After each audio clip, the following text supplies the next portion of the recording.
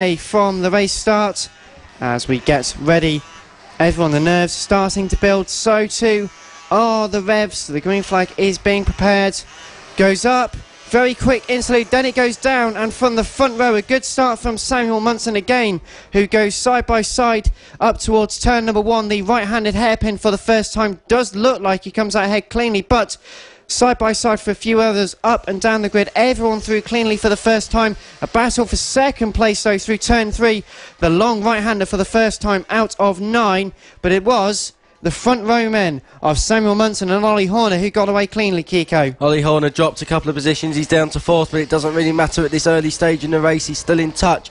Don't forget there's riders coming through the field such as Warwick Brady, we've already mentioned, but out front it looks to me like it is Ruben Bray who's actually got a flying start there. So as they come up to turn 9 now, they'll loop back round. It's a fast end to this lap, and an important thing to remember, the start line is actually further down than the finishing line. The finishing line is right on the exit of the final corner, so they cross the line, and in the lead it's Ruben Bray from Warwick Brady, Samuel Munson and Ollie Horner. Warwick Brady has had an absolute flyer.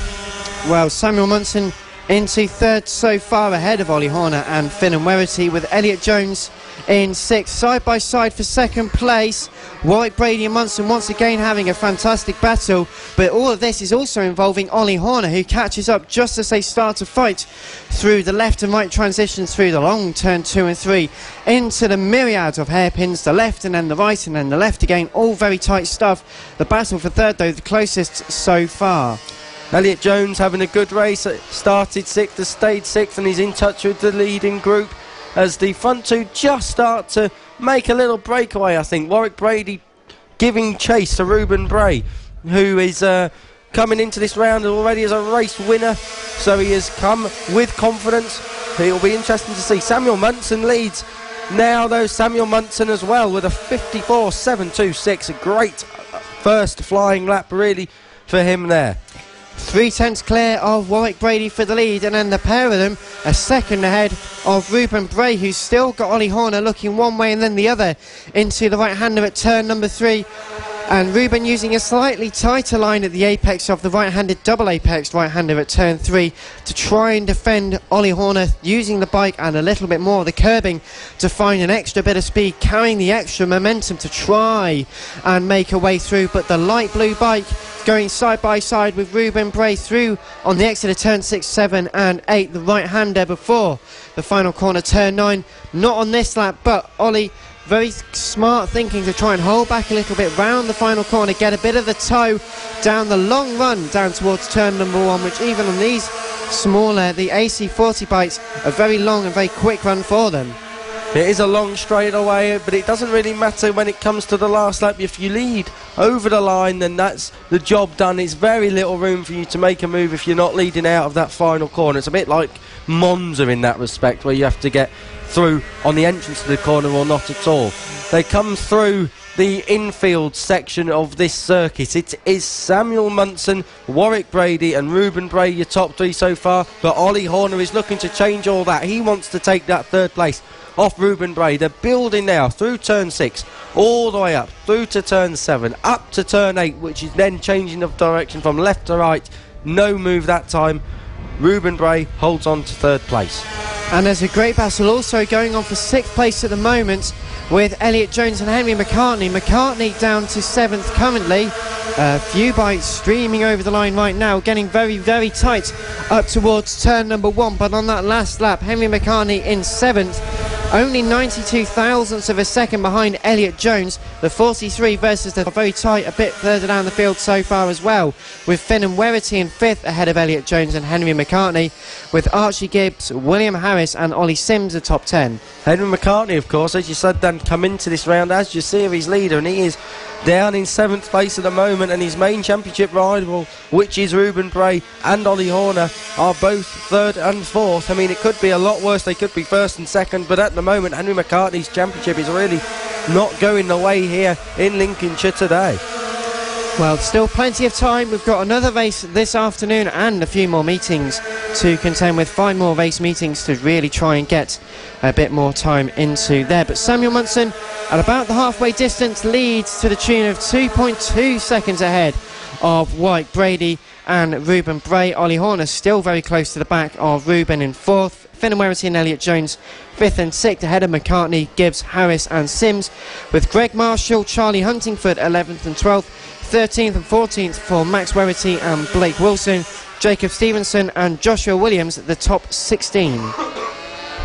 Meanwhile, Samuel Munson, the fastest lap for him is a 53.9, the only person into the 53s, and there's only one person, Warwick Brady, into the 54s. Everyone else, their best laps are in the 55s and 56s, so the pace very quick from the front so far.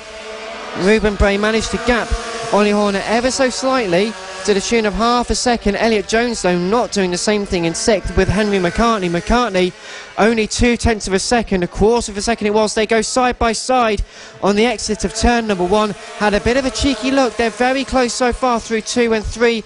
Weaving left, weaving right. They go side by side up the inside for Henry McCartney on the double apex right-hander. Used the right-hand line to very good effect and now has unlocked the potential. Now into 6th place. Has to defend very vigorously through the myriad of hairpins in the infield at Tattershall, but managing so far so good. The 31 up into 6th place. Aggressive move at turn 3 there, but it was harsh but fair. That's what we like to see, really, and he's now moved up into 6th place, so he grabs another point, and that it could be crucial for the outcome of this championship when they leave here later on today. Meanwhile, at the front, Samuel Munson's lap time 2 laps ago, the 53.9, was a whole second quicker than what he managed yesterday, so I think Samuel Munson, as this weekend is going on, he's just going to get faster and faster and faster. He's got a lead of 4.5 seconds with 2 laps to go. Looks like job done. Well, 2 DNFs over the course of the last 6 races. Had a bit of bad luck, so Samuel needing these extra points to try and claw himself back up into contention. He came into the meeting 68 points behind, which isn't a lot in the grand scheme of things. A win is 25, and there's 75 points on offer over the course of a race meeting, so that can easily change, get much closer. We've got 1 lap, I believe, left to go, with Samuel Munson just coming up towards turn number 1 now. Still very close for 2nd and 3rd, with Warwick Brady still 2nd, Ruben Bray 3rd. Ollie Horner carrying on for 4th place, only 0.396 behind. Up towards turns 2 and 3 for the final time, and Samuel Munson really has run off with this. 4.8 seconds is the gap so far, and with just half a lap left to go, the 72 has had another great ride so far in order to almost get to the checker flag first. Just 3 or 4 corners left to go into the second of the left-handed hairpins for Samuel Munson, who doesn't really aggressively use the bike, just turns it when it needs to. The way he rides it, just nice and calm. It is just no real push, no real rush up towards the final corner though, and to good effect. Samuel Munson, the 72, takes the 2nd victory of the weekend in the AC40 Rookies race. All very tight stuff further down the order. For 6th place, Henry McCartney did manage to get through, but as they come up towards the final corner, it's going to be a side-by-side job. Having to defend very vigorously is the 31. It's Warwick Brady and Ruben Bray on the podium. Ollie Horner 4th, with Finn and Werity and Henry McCartney in 5th and 6th, so that was very close over the line. Elliot Jones just to the tune of a 10th of a second behind Henry McCartney for 6th. A great battle for those two. Archie Gibbs and William Harris 8th and 9th, ahead of Charlie Huntingford and Ollie Sims. Craig Marshall in 12th. Max Werity was 13th, 14th place for Blake Wilson, 15th for Jacob Stevenson, and Joshua Williams in 16th. And what a great way to start our first race of the day here. Round 3 of the 2018 Cool FAB-Racing British Mini Bike Championships, live from Tattershall in Lincolnshire.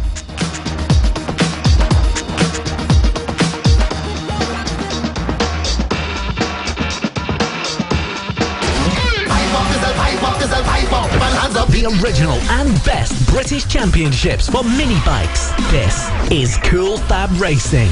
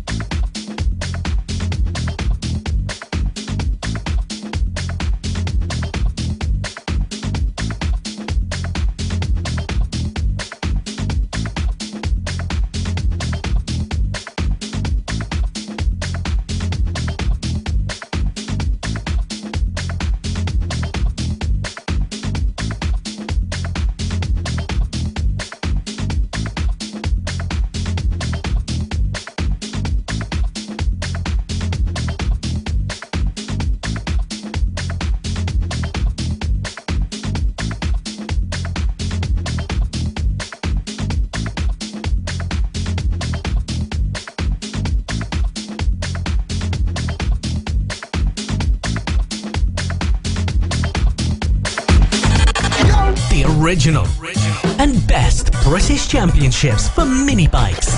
This is Cool Fab Racing.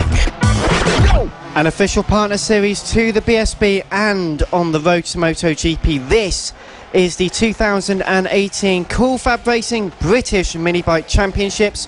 We are live for the second race of the day, the second race of the weekend for the Mini GP50s, and with Casey O'Gorman having taken 7 straight victories, took victory yesterday and at both meetings at Clay Pigeon last time out, and the first round at Clandale is going to be very close. And starting from pole position, it will be a great difficulty to try and overtake him once again, but Emmanuel Brinton and Thomas Gomez rounded out the podiums yesterday, so we will wait to see who does what in this race. So far 70 points was the gap coming into the race meeting for Casey O'Gorman compared to Emmanuel Brinton in second.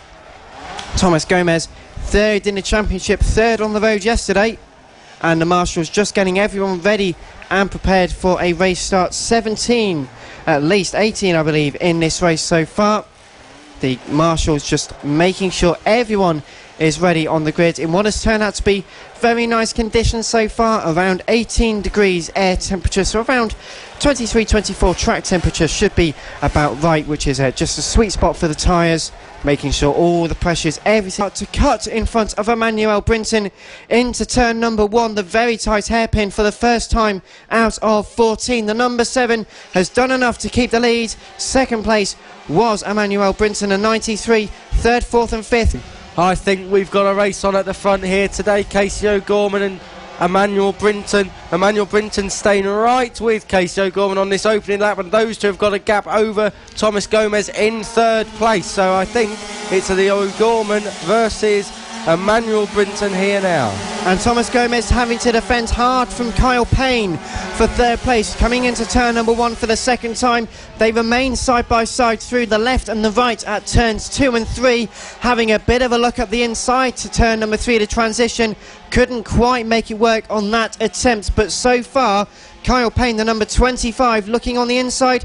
He's having to defend from Lewis Jones, the number 3, all over the side. In fact, streams right around the outside at turn number 5. The right-handed hairpin just got a fantastic drive out of the corner. It said, like, grips here, might as well have the position. Bye, mate, I'm on my way.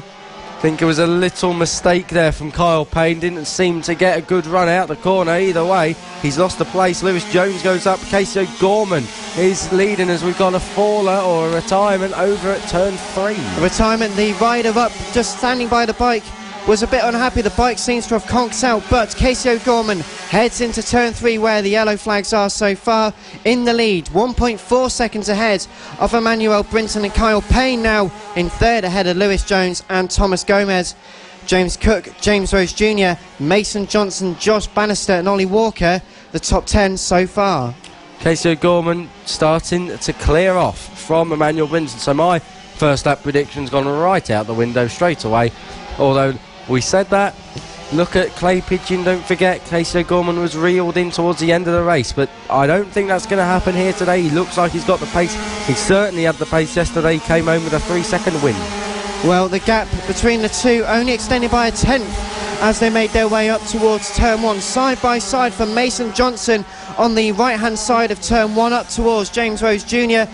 A great exit from Mason Johnson. He just tried to get the better traction on the right hand side out of turn 1, couldn't quite get it to stick, but intent for the 808 side by side with 26 for 7th position on the first portion of this lap. Casey O'Gorman peeling away at the front, although Emmanuel Brinton looks like he may have caught him up a bit. I've got to say that gap looks like it may have come down just a little bit. Thomas Gomez has gone down to 6th place. James Cook got ahead of him, so James Cook now in the top 5. Lewis Jones having a fantastic ride in 4th. Mason Johnson 7th and 8th. 9th, 10th and 11th goes the way of Josh Bannister, Ollie Walker and Dylan Mellor so far, ahead of Eddie O'Shea, Alfie Davidson, Cameron Sewell and Lucas Brown in the points, just ahead of Ryan Hitchcock. Josh Bannister in 9th place, not as prominent up the front end this week as he has been in the opening 2 rounds, but hopefully that's just an anomaly for him this year. He definitely looks like he could be right up there. He's in there in the championship. Mason Johnson still attacking James Rose Jr. for 7th place, getting very, very close. James Rose Jr. holding off the likes of Johnson, Bannister and Ollie Walker. A big fight going on now for 7th place, heading through turn number 3 once again, and the quite bright green bike of Mason Johnson, the 808, still unable to find a way through. For the first time in the race, Emmanuel Brinton has set a faster lap time than Casey O'Gorman. So we said back at Clay Pigeon, Casey O'Gorman was reeled in towards the end of the race. Well, as a 10th quicker was Emmanuel Brinton last time around. We'll take them over the line this time around. What's the gap? It's come down another couple of tenths, so Emmanuel Brinton has got the magnets on Casey O'Gorman here. The gap is starting to shrink. We have got 6 laps to go. Halfway through this race, still the battle continues side by side once again for Mason Johnson, who is giving everything he can to try and get past James Rose Jr., who just knows how and where to place the bike. He's not got the top speed down the very long run up towards turn 1, but through the twisty stuff, the tight stuff at the middle portion of the circuit, just got enough to hold on. Not too far ahead of them though is the likes of Thomas Gomez, so they're trying to reel him in, but as they just struggle fighting each other through the second left-handed hairpin, very, very tight stuff, almost line astern between Rose Jr. and Mason Johnson. The last portion of the lap, Mason Johnson has been a lot closer now. He's getting very close. Going to try and have a run through the final corner. Sits in the toe. How is he going to do it? If he can do it, they pull side by side, but can't quite make the move into turn 1 on the next lap. Yep, still can't quite find a way through. 1.6 seconds now, the gap between Casey O'Gorman and Emmanuel Brinton. The problem is, at the rate it's coming down, it isn't going to be quick enough for Emmanuel Brinton. He will be hoping that Casey O'Gorman runs wide or makes a small mistake somewhere as they come through the closing stages then of this lap number 9 here. What is it going to be as they come to line? What is the gap now? It's 1.6. The gap across the line has it closed down anymore? Yes, it has, massively, to 1.3. So 0.3 of a second a lap would do the job for Emmanuel Brinton. We have a race on here, Dan. It's starting to close in, a race for the lead. Still another position gain for James Cook, again getting past the number 3 of Lewis Jones, so a change for 4th place. James Rose Jr. still managing to hold off the attack of Mason Johnson, who must be getting quite frustrated on the bike now, not quite able to make it past James Rose Jr. A great defensive masterclass so far though. Traffic at turn 6 then, both leaders just managing to get through. I wonder if that's helped Casey O'Gorman in any way, shape or form. They come down to the final corner. Once more the gap is 1.3. Has it extended? Has it increased? It has decreased to 1.1. Both riders now in the 47s. They are lapping very, very fast here in Tattershall. And with just 3 laps left to go now, the battle for the lead starting to close up. Will it be enough? It's side by side again between Rose Jr. and Johnson. 2 tenths as they came over the line. There's a yellow flag at turn number 1. Someone's dropped the bike on the exit. They're up. They're trying to lift the bike up. Lewis Jones on the exit of the first turn, I believe. That is such a shame. Well, it's a shame. We'll let you know the identity of the bike when we get it confirmed, but James Rose Jr. still having to really fight tooth and nail to keep the position with Mason Johnson behind. The green bike, very, very frustrated. Must be green with envy at the position by now, but through the left-hander at turn number 6. 808 still rotating the bike very nicely, but can't make the position. Casey O'Gorman has reacted here. He's responded. It is a 1.3 second gap with 2 laps to go. Unless there's a mistake, I very much doubt that there is going to be a move, as Josh Bannister now looks on the inside of James Rose Jr. at turn 1. He won't be able to make a move, of course, because the yellow flags are out. Oh, dear me, bike on the exit of that turn as everyone works their way through. It's still Thomas Gomez in 5th place, James Rose Jr. and Josh Bannister, Mason Johnson in 8th, Ollie Walker 9th and Dylan Mellor in 10th. But at the front, Casey O'Gorman crosses the line now, and he will start his last lap. Well, what a performance from Casey O'Gorman so far, just trying to make his way through. The green flag's now waving at turn number 1. The gap 1.4 seconds, so Emmanuel Brinton in 2nd place. Looks like it's consolidated, barring anything else, touch wood. We've seen this happen before, but so far Casey O'Gorman shows us why he's the dominant force in this class so far.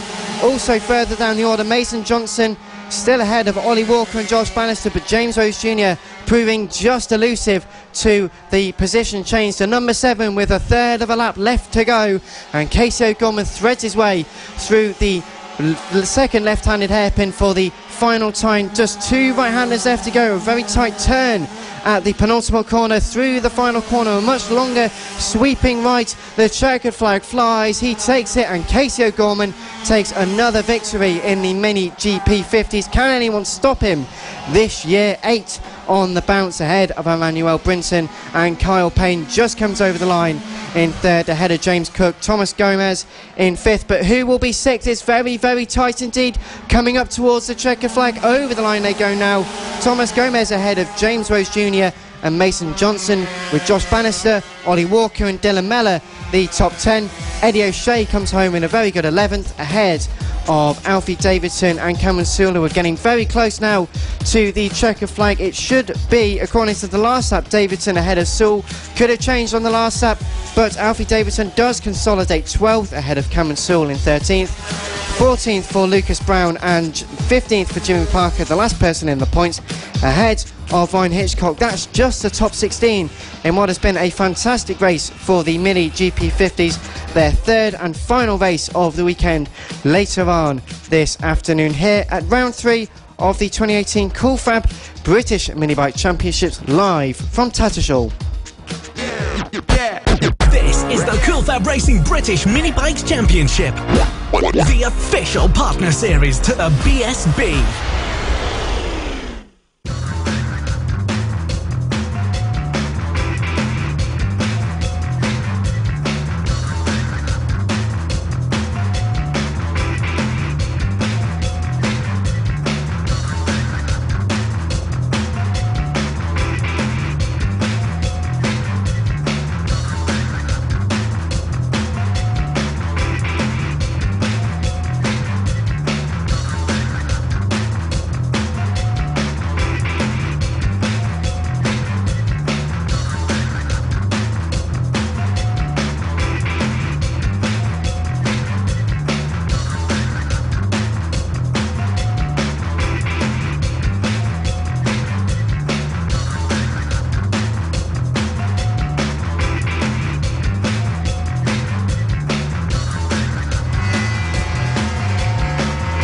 Race 2 for the senior mini motos heads out onto their green flag lap now.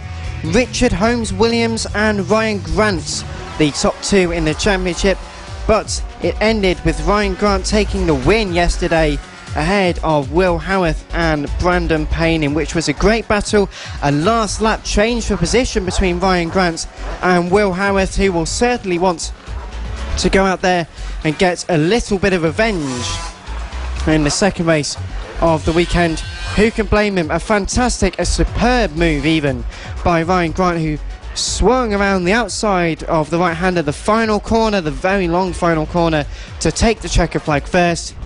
And we have another 9-lap race in prospect to get ready for another race start. Marshall's just making sure everyone is in the correct positions. We will get underway in just a few moments time. The revs starting to build, everyone eager with anticipation to get ready, get racing. The green flag getting ready to be shown now. Flag goes up, we go. When it drops now, and a good start from the front row. It just like the Ryan Grant could just keep it ahead of Will Howard, side by side almost, but through turn 2 everyone through cleanly. The left and the right, the transitions for the first time. The front 2, a bit of a gap, but third place very, very tight already through turns 3 and 4. Will Howarth leading the race so far.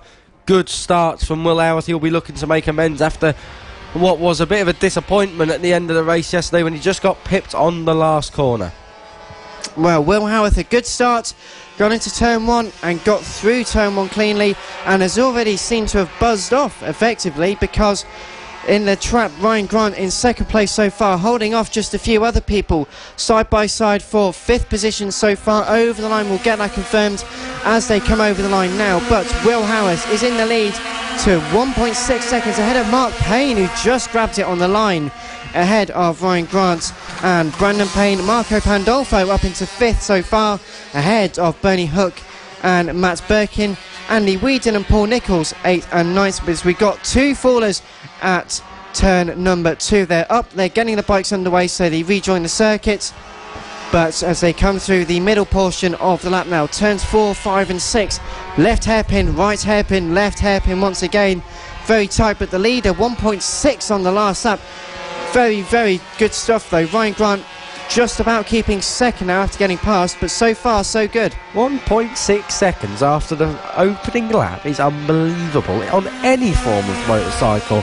Let's see what it is across the line. It's 2.3. The main battle's for second place as they go down to the first turn for the 3rd time at the moment. Ryan Grant has just held off Mark Payne as they go through turn 2 and 3. The order stays the same. They were 61 thousandths of a second separated over the line on that last lap. Ross Michael and Brandon Payne fighting hard for 11th and 12th on the last one. They had 8 hundredths of a second. As going wide there was the number 16, fighting very hard but losing just a little bit of time. You don't want to do that at this early stage of the race. Ryan Grant making a little error there, and it's just cost him enough time. Wonder if he'll slip back into the clutches now of Bernie Hook, who's had a flying start there. Bernie Hook coming from the midfield is up to 4th place. What a flyer. Well, Mark Payne drops to 3rd then. 4th place, a fantastically close battle. Hook and Birkin for 4th and 5th side by side into turn number 1, and it just looked like Birkin could manage to squeeze through on the right hand side, the apex at turn 1. A very good move, calculated it very well, using the very long run from the penultimate corner down to turn 1, using the toe, using everything he could, did get the position. Out front, Will Howarth, 2.7 seconds the lead now. Ryan Grant better start closing in him now, because really we are going to get a rout here at Will Howarth. We've got yellow flags over at the penultimate corner. Someone has stopped. Rider is okay. Just trying to push the bike to try and get it restarted, was running very slowly out of the exit of the penultimate corner. We said that Ryan Grant had to start closing down Will Howarth now, and he has started closing him down. He was 2/10 and more quicker than Will Howarth last time around the gap. He's down to 2.5 seconds. Still 6 laps to get that closed down. It's a tough ask, but it's possible. It is more than possible, and Mark Payne in 3rd place, still ahead of Matt Birkin, who's progressed up into 4th, ahead of Bernie Hook. The 3 fighting very closely going into turns number 4 and 5. Further down the field, Marco Pandolfo, a very late move at turn 3, used the inside line, all of the extra momentum to make the position at the double apex right-hander, heading the battle ahead of Paul Nichols. That will be for 7th place. Marco Pandolfo crashed at the exit of turn 2, of course. That's why he's having to fight his way back through the field as they come across the line. Gap down to 1.7. So Ryan Grant is really, must be listening to us, Dan, because he's starting to close down now big time. Yellow flags at the infield section of circuit. They are now withdrawn. The rider, whoever's gone off or retired, must be up and okay. Just a brief yellow flag there in this race. 5 laps left to go, the halfway distance.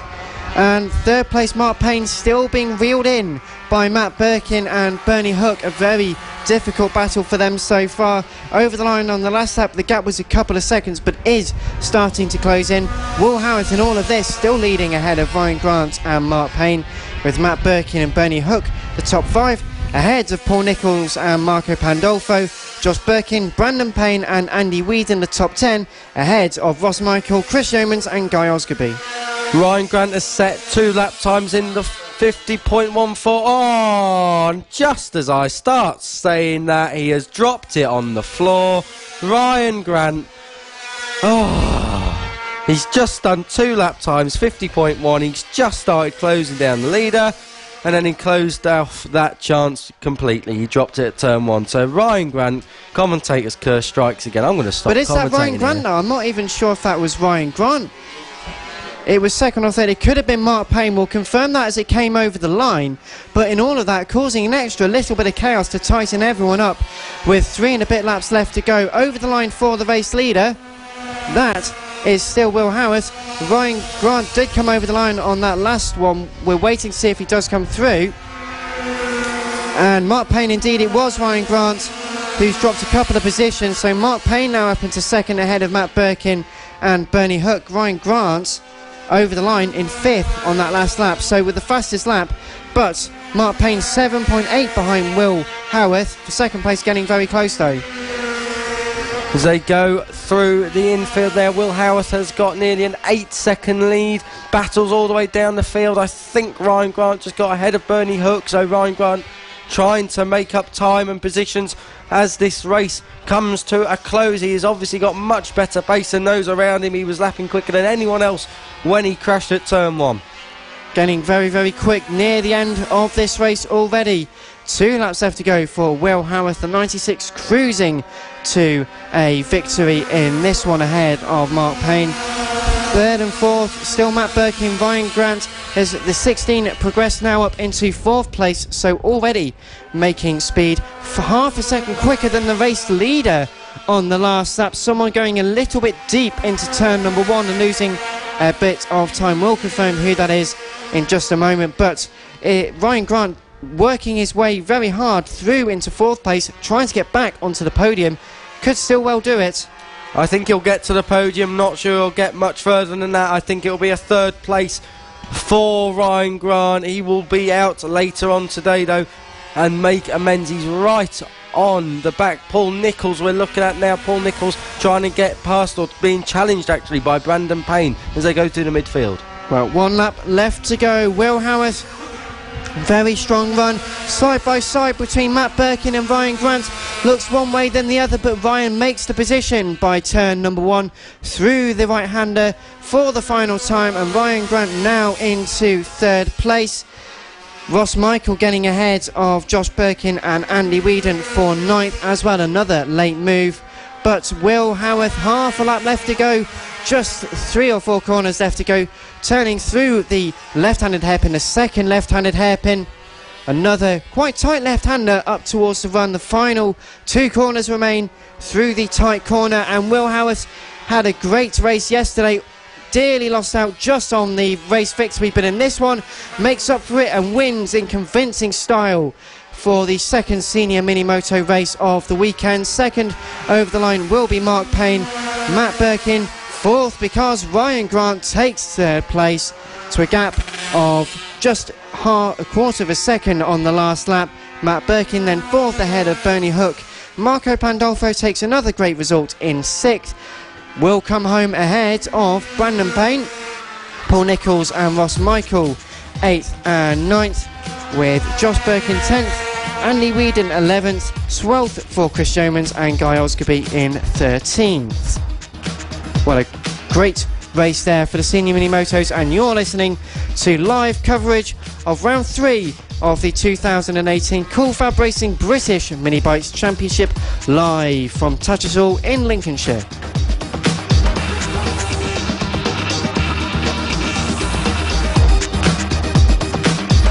This is Cool Fab Racing. Live coverage all season on the Cool Fab Racing Facebook page and on the website coolfabracing.com.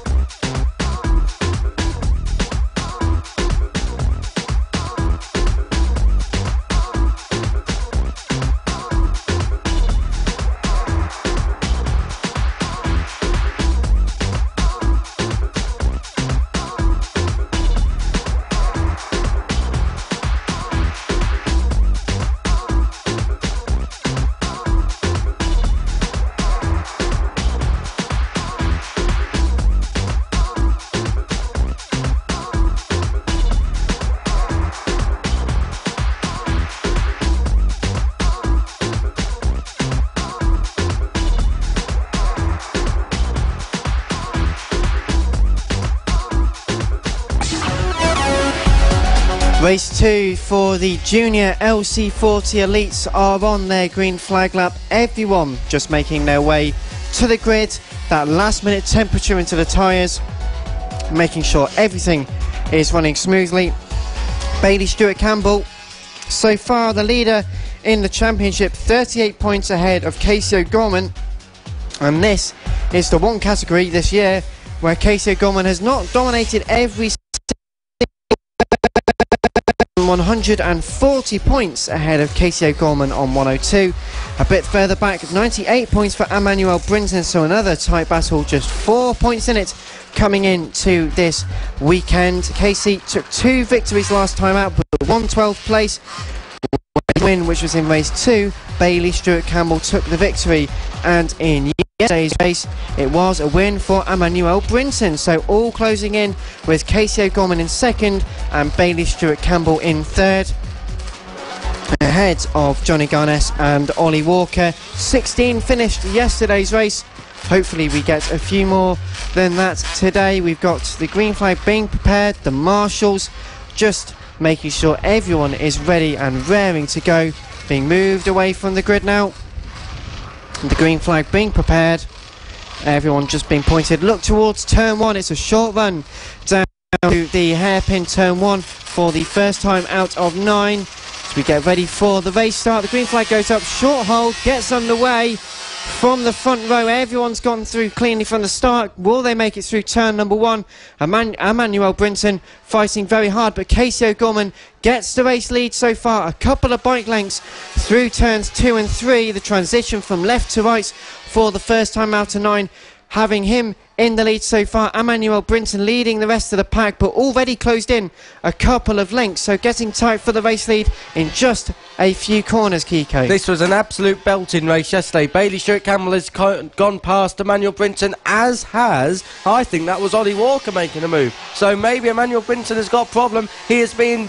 Yes, Emmanuel Brinton has got a problem. He has been swamped downfield. He doesn't look like he's got the drive on the exit of corners. We'll wait and see if it is a... Yes, he has got a problem now. Emmanuel Brinton is out of this race and for the win anyway. Across the line, Casey O'Gorman leads. Bailey Stewart Campbell and Ollie Walker in third. Johnny Garnis fourth. James Cook fifth. Josh Bannister sixth. Mason Foster has jumped up to seventh. Ryan Hitchcock, great start from Sullivan Mounty. He's 9th and 10th place. Emmanuel Brinton with that problem. Hopefully it's just a temporary thing. In fact, no, it's not. I think he's pulling into pit lane. So Emmanuel Brinton, who won his first race yesterday in this class due to a red flag, has been taken out of by a mechanical problem in race 2 here today. Unfortunate problem there for Emmanuel Brinton. Hopefully we will see him back out later this afternoon to make amends and grab a few more points. But Casey O'Gorman was 9/10 ahead of Bailey Stewart Campbell over the line for the first time. For the second time it's only 0.6. Bailey Stewart Campbell,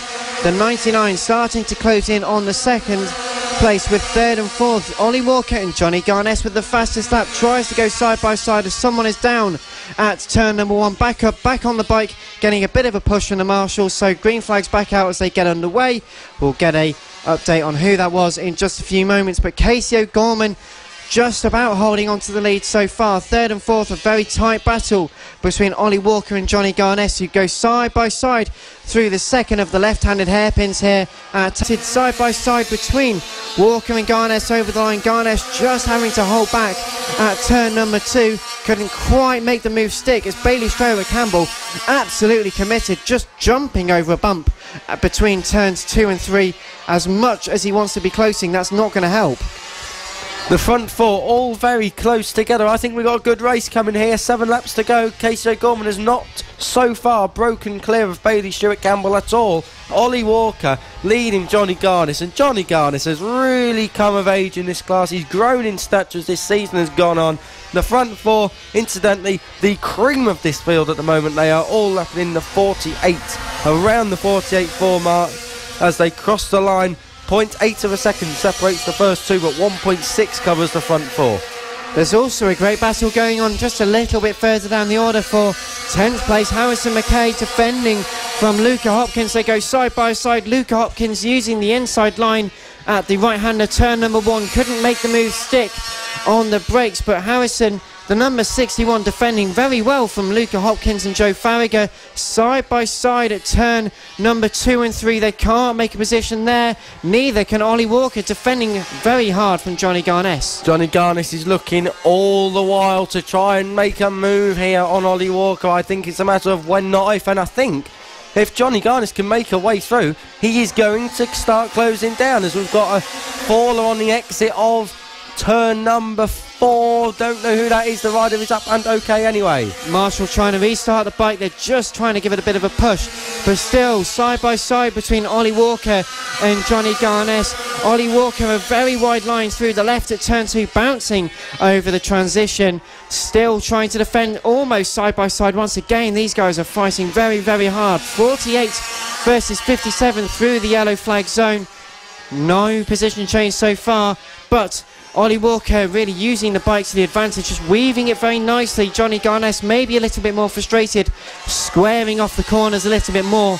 A real sign of aggressive, I desperately want to make a position. Nearing half distance, in fact we are at the half distance, and Casey O'Gorman leads ahead of Bailey Stewart Campbell, Ollie Walker and Johnny Garnes, with James Cook, Ryan Hitchcock, Sullivan Mounsey, Josh Bannister, Troy Jeffrey, Harrison McKay, your top 10.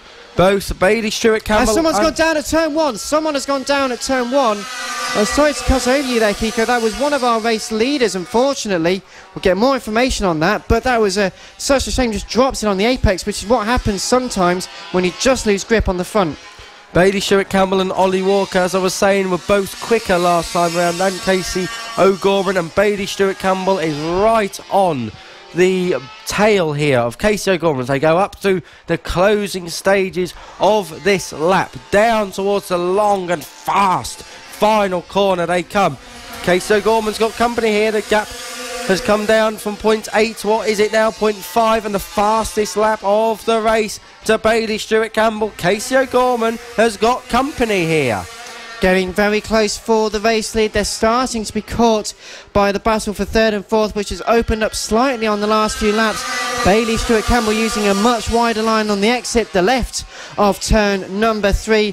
And that last lap, a 48.2 compared to a 48.5. A couple of tenths here and there doesn't seem much, but it all adds up, especially on these very tight circuits.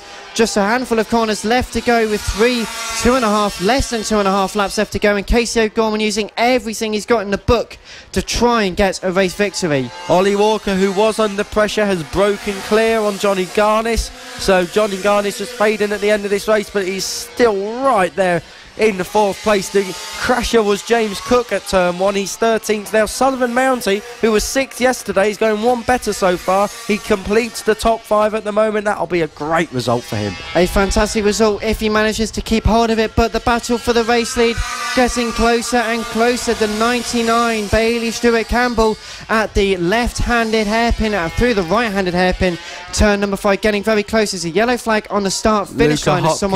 Luca Hopkins, unfortunately, has come to a premature end to this race as the bike just conks out.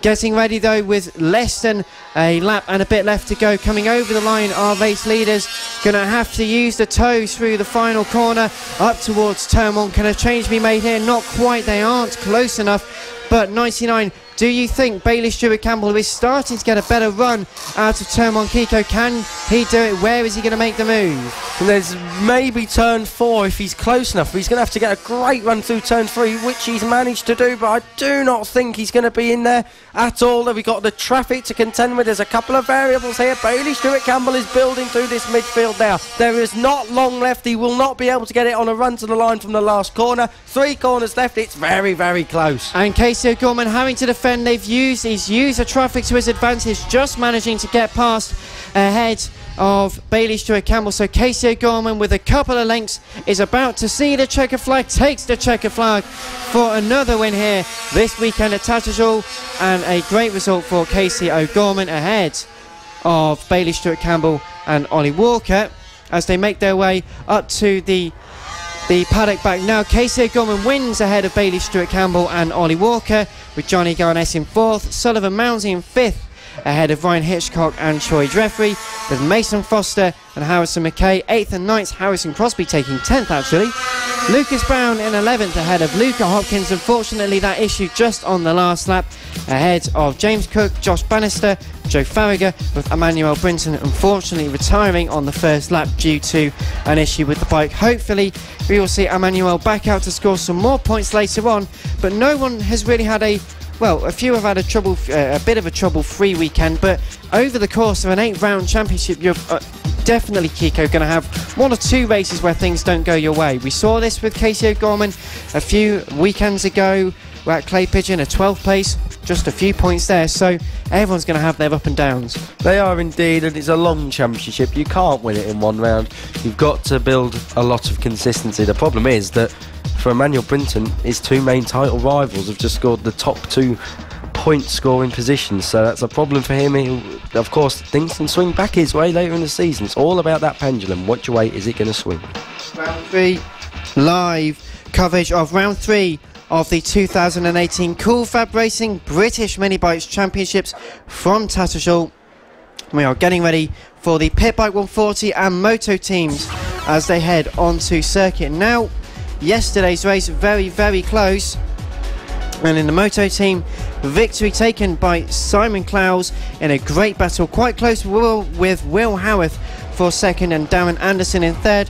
But in the Pit Bike 140s, Joshua Watley took the win ahead of Harvey Claridge and Ian Jackson, with Jamie King and Sam Clowes in 4th and 5th. Another close encounter.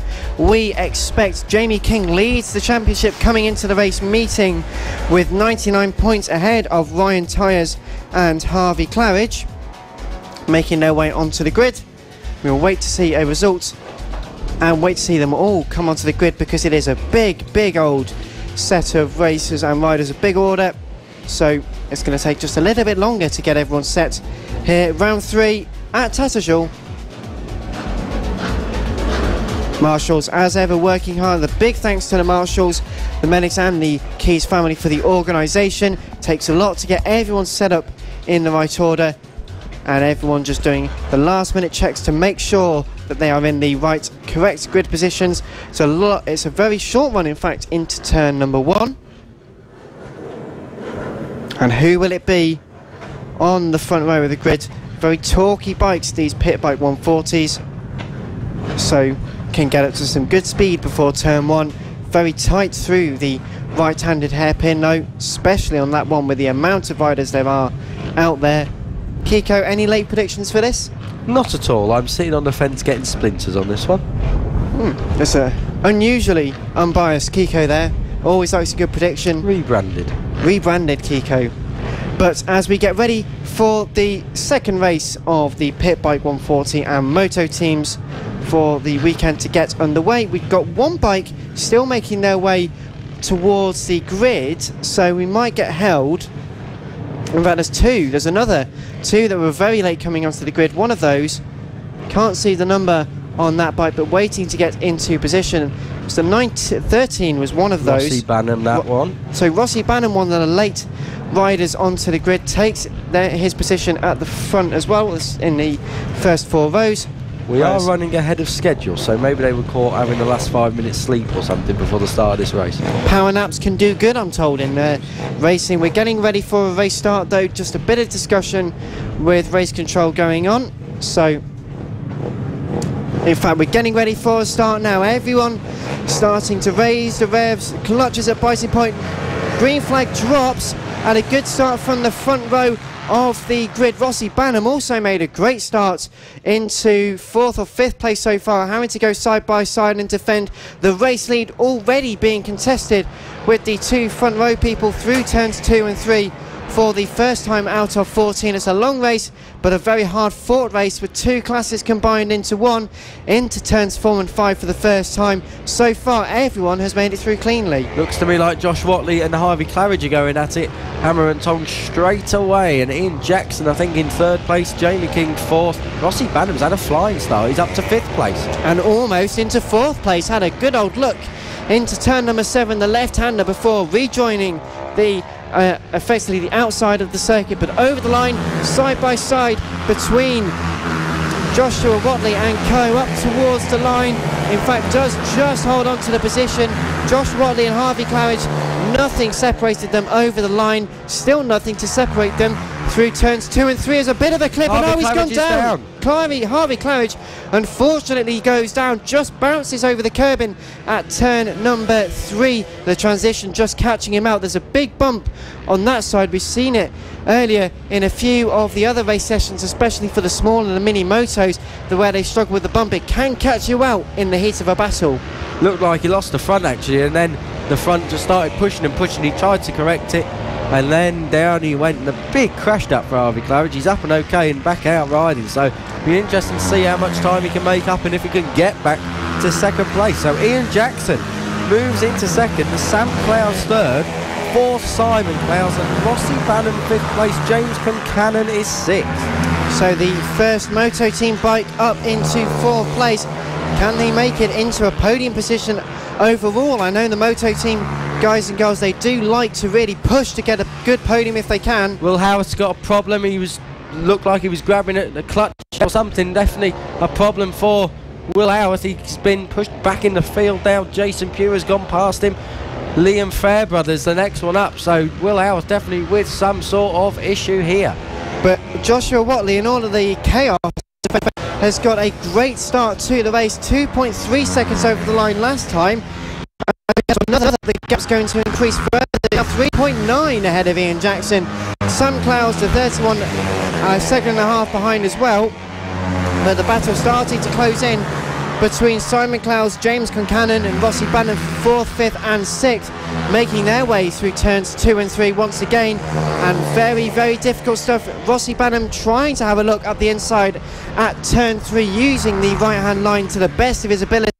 Not quite the momentum there to make the move though.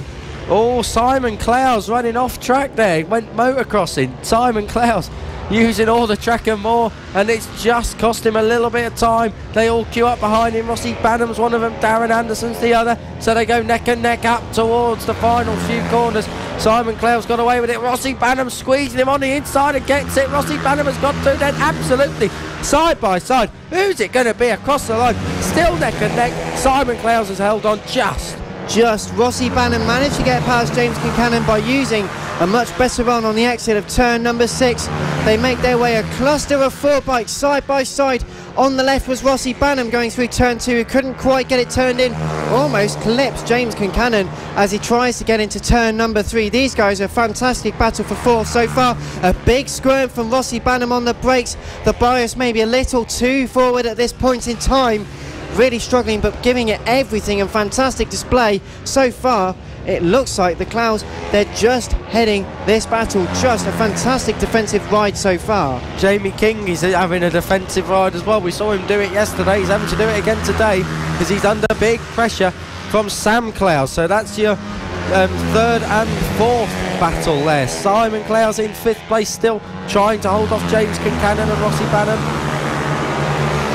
Very close so far. The number 70 of Joshua Watley though, the fastest lap of a 47.880, 6 seconds now ahead of Ian Jackson. Sam Clowes, as Will Howarth just pulls past our commentary box, running a little slower than normal unfortunately, so unfortunately there for Will Howarth in 16th or 17th at the moment. Yellow flags down at turns 4 and 5, static yellows actually, so we'll try and find out who that's for.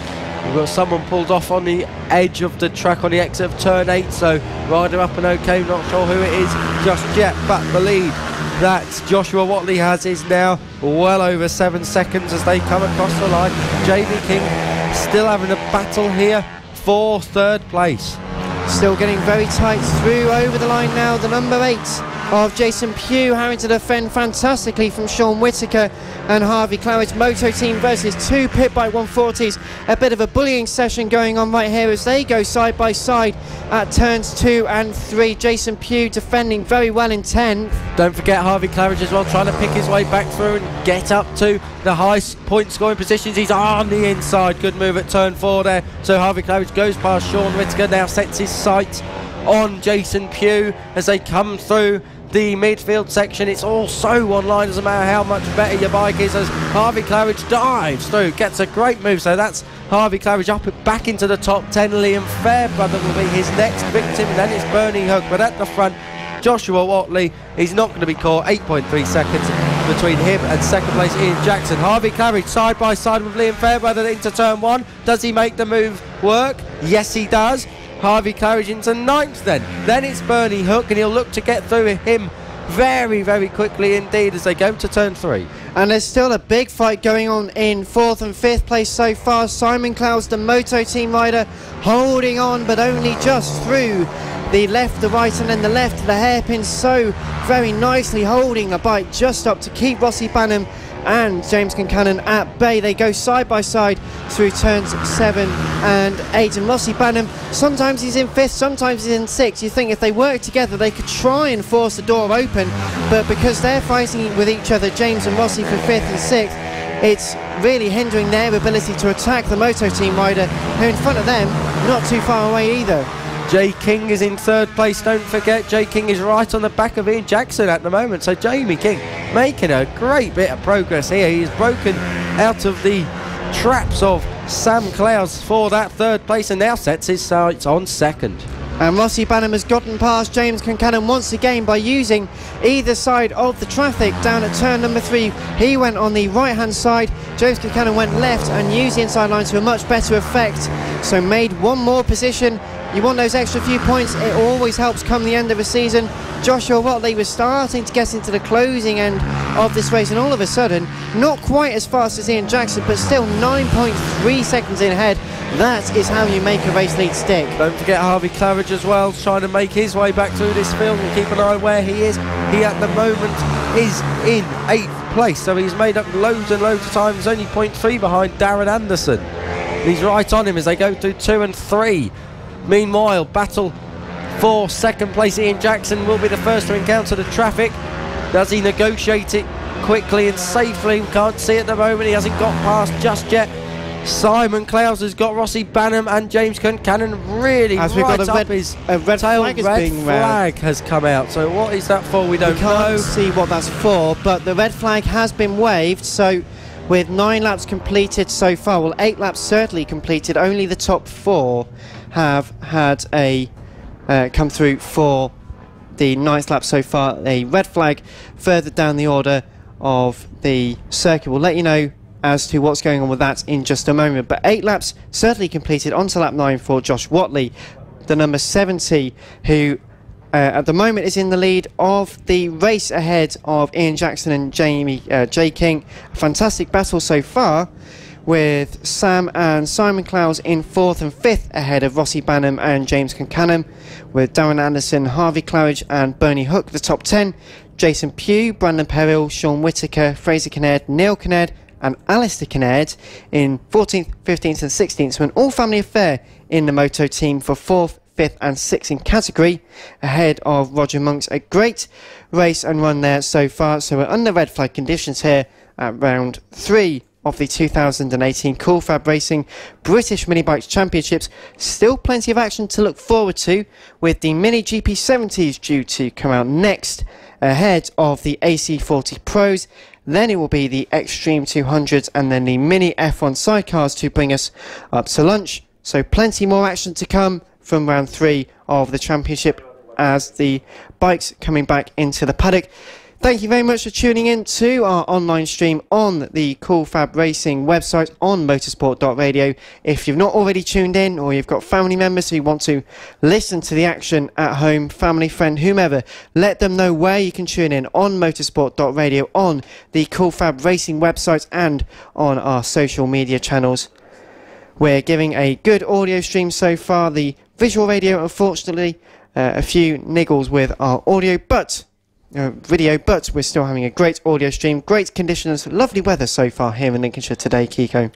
Really is nice weather, I've got to say, and until then we'd had a really good race, and let's just hope this we're seeing it's been called a result. The checkered flag then has come out, so Josh Watley, Ian Jackson and Jamie King will be your podium. Sam Clowes 4th, Simon Clowes, Rossi Banham, James Concannon, Darren Anderson, Harvey Claridge and Bernie Hook. That'll be the top 10. Simon Clowes, Darren Anderson and Jason Pugh, your top 3 in Moto Team as well, so a good race for them. Simon Clowes up to 5th, another good result for the Moto Team bikes, which seems to be having a good battle so far at the Tattershall circuit. We will see them out later on this afternoon. But up next will be the Mini GP70s, and that's always another great contest here at Cool Fab, Kiko. Really is. Be interesting to see how Casey O'Gorman goes in that. He's dominated proceedings in that class so far this year. Will he be able to continue his domination here at Tattershall as well? Of course, he's been doing very, very well here this weekend. Casey O'Gorman may as well rename the track O'Gorman Circuit, I tell you. Round 3 of the 2018 Cool Fab Racing British Mini Bikes Championships. You're listening to live coverage of the third round of the season. The original and best British Championships for mini bikes. This is Cool Fab Racing.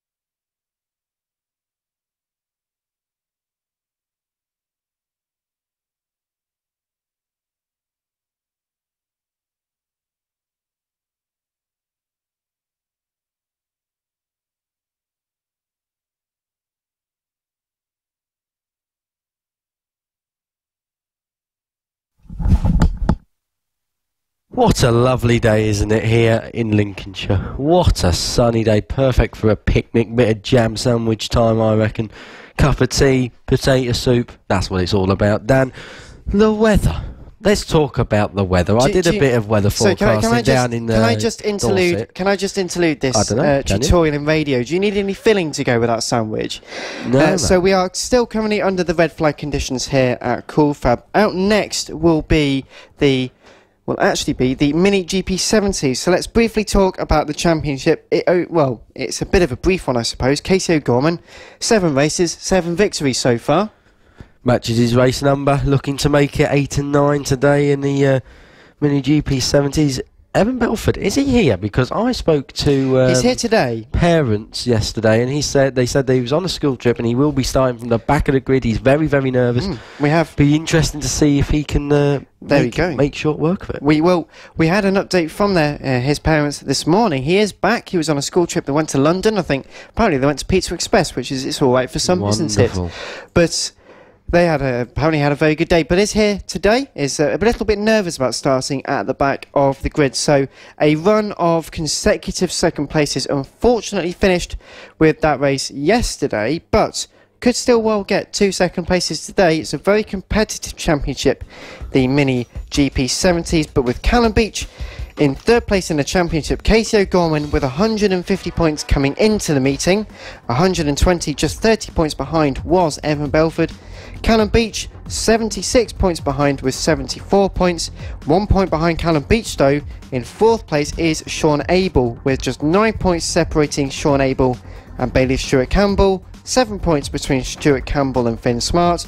3 between Finn Smart and Rossi Banham. 8 between Holly Harris and Rossi Banham as well. So very close throughout the order when you look at the racing, and the Mini GP70s always provide some brilliant racing. Tattershall, a circuit which does seem to suit them, maybe not suit them quite as well, but it's an interesting challenge as to really have to move the bike around, try and position it. You say it's very one line. You can just about overtake at some points in the middle portion of the circuit, but it becomes quite difficult to try and follow riders through. You can get impatient, make a few mistakes, as we've seen in some of the races earlier on today. So as you make a few mistakes, you run a little bit wide, you can see the position, and then you get more angry, and then you go, oh, well, then bad things tend to happen. So it's about being patient, because it is a long race. You have a lot of time to actually make stuff. But your thoughts, Kiko? It's a great track, I think. You know, came here last year for the first time, myself and Cool Fab, of course. And me. Turn 1, yeah, you as well, and Lester, our experienced... Everyone was here for the first time. Decorated producer.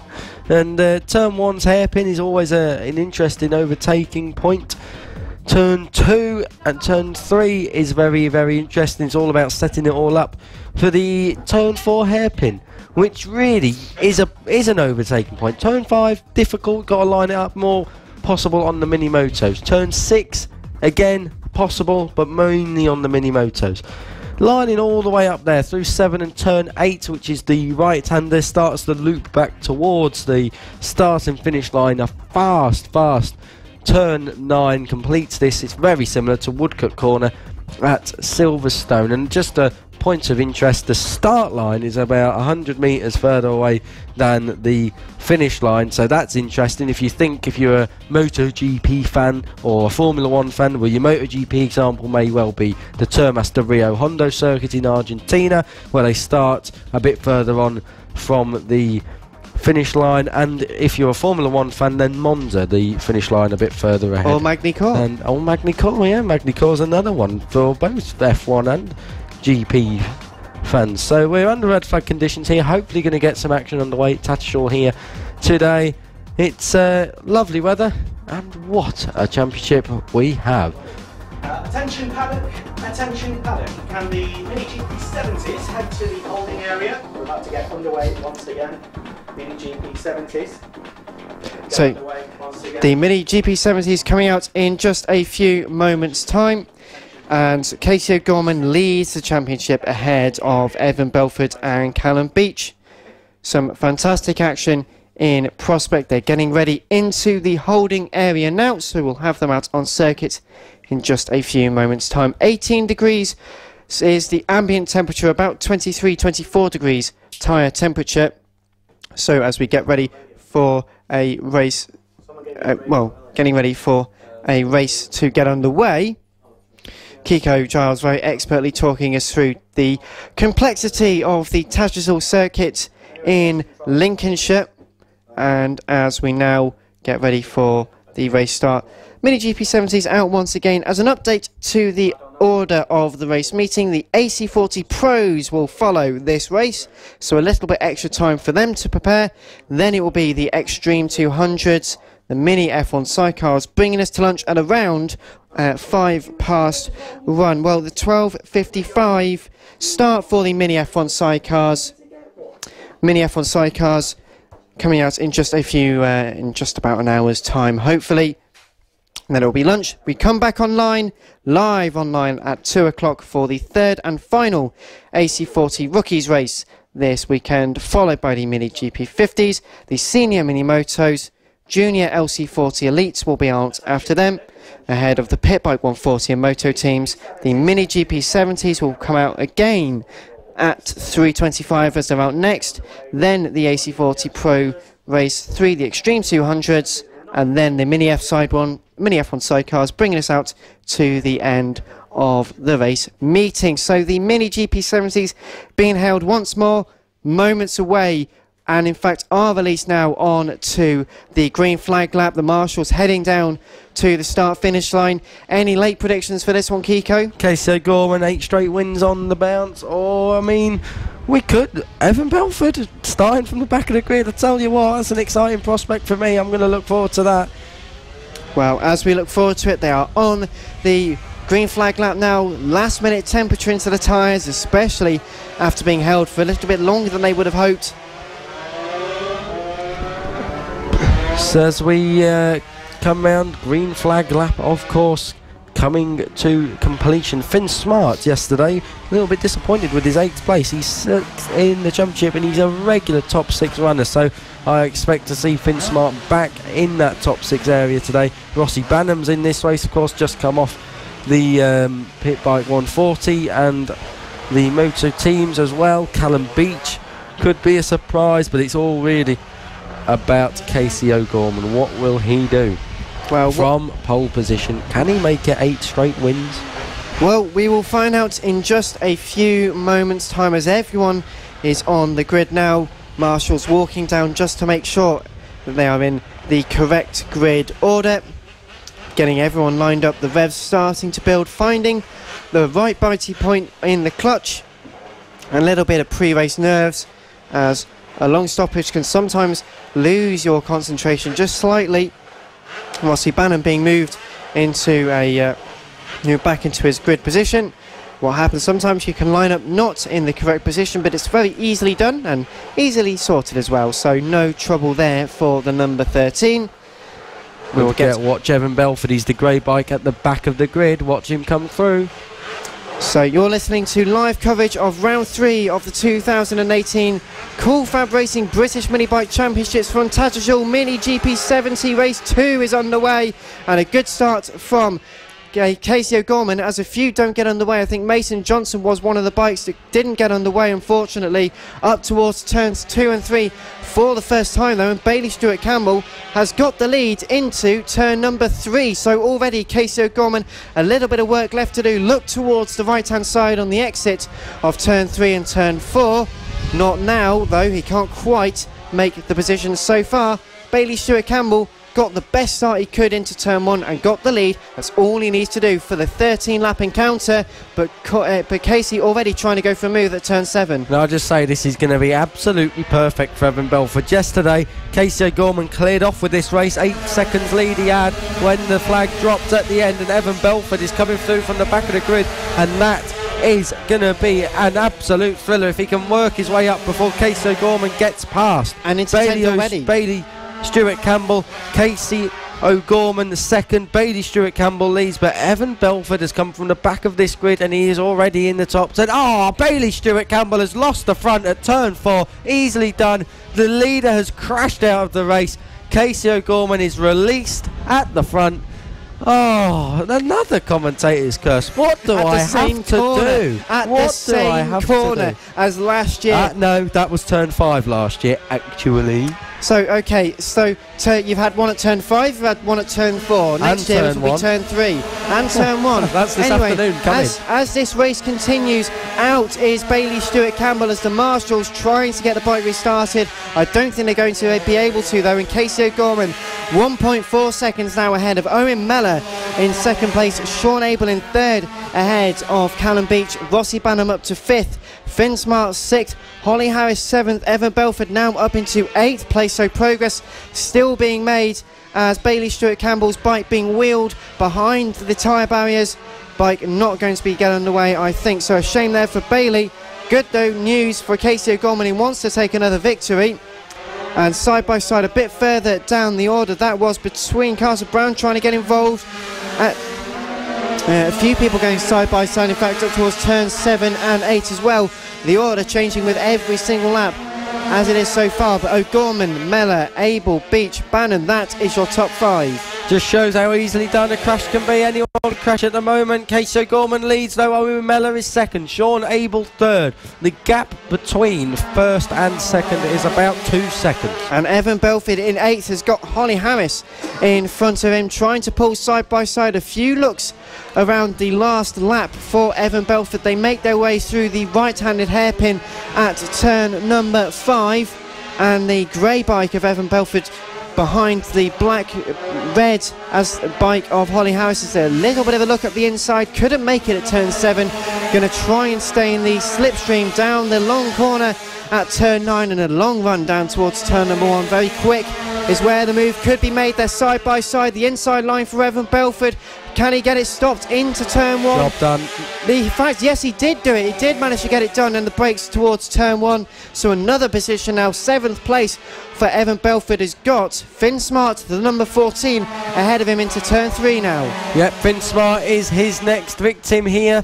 Evan Belford has got his eyes on a podium here, and if he can clear the people he doesn't normally race with, of course, he is a podium runner here, so he's coming through the field of riders. He is faster than, and that shows on the timing screens as well. He's lapping faster than everyone ahead of him apart from the top 5. So if he can get through into 6th place, which he looks like he may be able to, he could well be released. And speaking of changes, Owen Mellor down to 3rd, Sean Abel the 3:30 now past the 1:36 of Owen Mellor for 2nd place. Evan Belford confirmed now in 7th place ahead of Holly Harris, but Corey Stainer in 9th, defending very hard from Saffron Watley in 10th through the left and right at turns 2 and 3. Not quite changing now. Evan Belford set an identical lap time last time round to Rossi Banham, 46.601, absolutely exactly to the 1,000th of the second. So that shows the pace of those two. They're both lapping quicker than the 2nd and 3rd place guys, so the pace is definitely there. It's all about whether there's enough time for the likes of Evan Belford and Rossi Banham to make their way up to the top 3 positions. Well, on the back of Evan Belford, he's giving it all he can. Same move into turn number 1. This Job time it's again. Finn Smart. Gets it stopped Contact. on the brakes. A little bit of contact, but he did manage to get it done. And Evan Belford makes up another position now into 6th place. Used the same move, the jink, to the right hand side, the inside line at turn 1, and just got the job done. And Finn Smart's already lost a couple of bike lengths to Holly Harris, who wants another position as well. Evan Belford has cleared off straight away in that battle there, so be interesting to see if now he's got a bit of clear air, if he'll be able to close in on Rossi Banham. We'll monitor the gap across the line next time around. There will be coming to it very soon. 3.7 seconds separates Casey O'Gorman and Sean Abel. Sean Abel having a fantastic ride in 2nd. That'll be his best result of the year. Casey O'Gorman looking to make it 8 wins on the bounce. Evan Belford in 6th place then has got a 6.4 second gap ahead of him to Rossi Banham. That means he'd have to go about a second a lap quicker to make the position up to get in the top 5. It's going to be a hard task, but last time around, was he quicker? No, it's very more or less identical, 46.2. Halfway through the race, and Casey O'Gorman leads to the tune of almost 4 seconds ahead of Sean Abel and Owen Mellor, with Callum Beach in 4th. Just though It's very close between Mellor and Beach up towards turn number 1. Third place still being disputed. They're on the coattails of each other, and Rossi Banham is watching this with a massive smile on his face, thinking the more they hold each other up, the more that he could take advantage. Callum Beach into third place, has got ahead of Owen Mellor, made the move at turn 1. Great move it was as well. The gap across the line between Evan Belford and Rossi Banham that time was 6.1, so I don't think Evan Belford is going to be able to make the time up, although there's traffic to contend with for Rossi Banham and Owen Mellor at the second part of this circuit, the closing stages. Oh dear, it's getting very, very tight. In fact, Rossi Banham having to sit right up there, cost himself a lot of time. So that will play into Evan Belford's hands. Across the line though, the gap between O'Gorman and Sean Abel, 3.6. It's staying around the same. It's about the same, but Callum Beach is now into third place ahead of Owen Mellor in fourth. Rossi Banham rounds out the top 5 with Belford, Smart and Harris. Smart and Harris very close.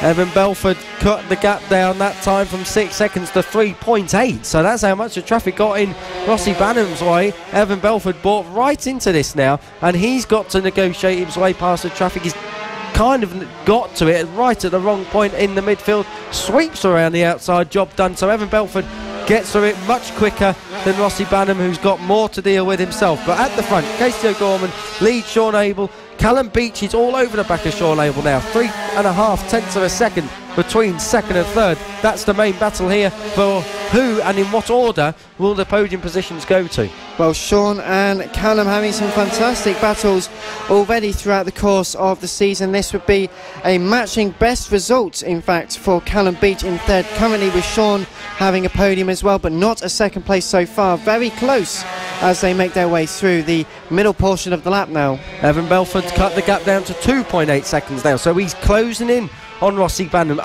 This is an amazing ride from Evan Belford. The back of the grid up to possibly the top 5. So what a fantastic result this will be. Of course, he got out later as well to try and do the same.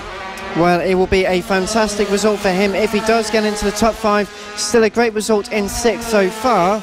We'll wait to see with just a handful of laps left to go. Casey O'Gorman still leads ahead of Sean Abel and Callum Beach. Abel versus Beach is still getting closer at turn 3, almost side by side, but Sean just got enough to stay ahead through the right, the left and the right, the hairpins in the middle portion of the Tattershall circuit over there, and it's looking absolutely fantastic for a race battle so far for second, ahead of Owen Mellor and Rossi Banham, with Belford, Smart, Harris, Watley and staying at the top 10 with just about 2 laps, in fact yes, 2